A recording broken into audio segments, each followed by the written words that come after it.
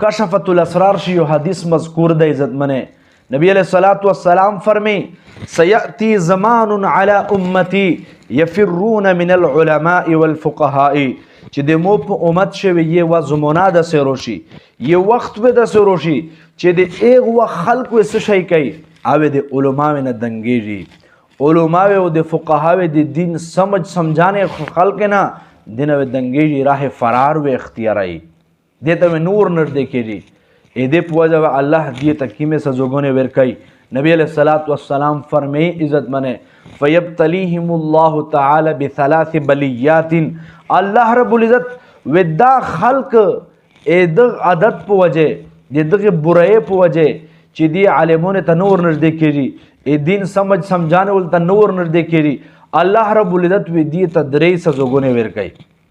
پہلا سزو الاولى ترفع البرکت من کسبهم الله رب العزت وی دی غټل نه الله برکت ختم کی عزت منه برکت وزنه چی کی شی پیسې و خلی شکر و بری نه وکای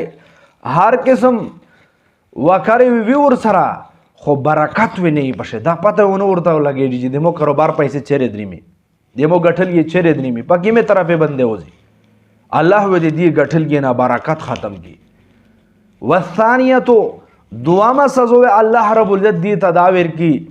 یسلط الله علیہم سلطانا ظالما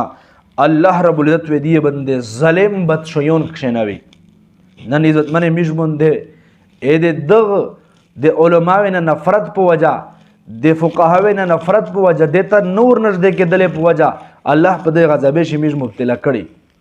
نن الله دې میج د غټل نه برکتینه ختم کړي دي بدشیون میں ظالمون دی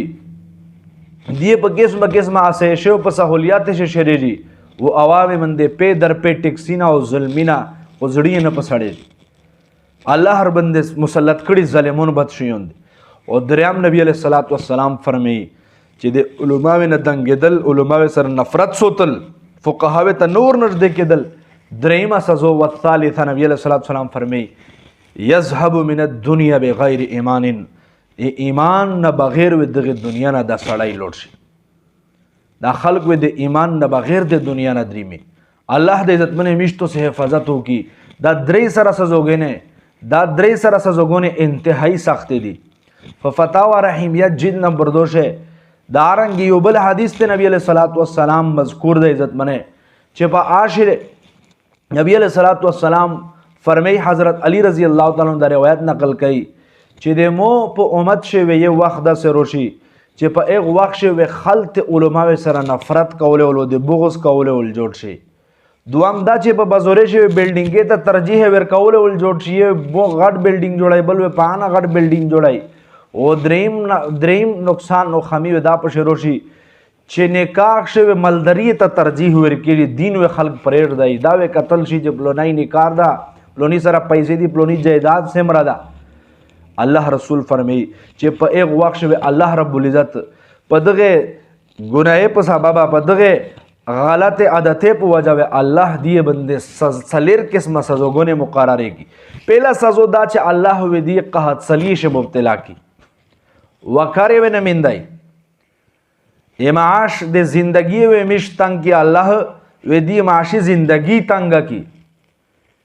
دوامه دا چې بدشویون طرف نه په دی بنده ظلمینه کیږي دریام دا چې دی بنده وسه شي کیږي د بدشویون چې کوم په مسلط شي دا خیانت کوین کیوي نن چیرې دی امانتداري بدشویون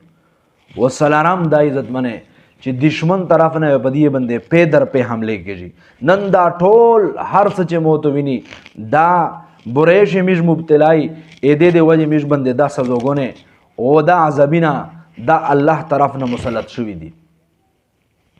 یہ دے بخاری روایت تا دا الفاظ دے حدیث مبارک دی قال النبی صلی اللہ علیہ وسلم چې الله رسول فرمیل ان الله تعالی قال یقینا الله رب العزت فرمیل من عاد لی ولیا فقد آذنته بالحرب چا دې مو ولی سر دشمنی وکړه دغ سړی سره مو اعلان جنگ دا نن علماء سره خلق سمره محبت کوي نن علماء سره سمره خلق بغض و دشمنی و نفرتی نه سوتی به میشتو سی وی چې برکتی نه نشتا میشتو سی وی چې خیر نشتا سہولیات نشتا وجوهات عزتمن ټول نن دا جوړ شوي دي. نن میشتو ستا په چار دو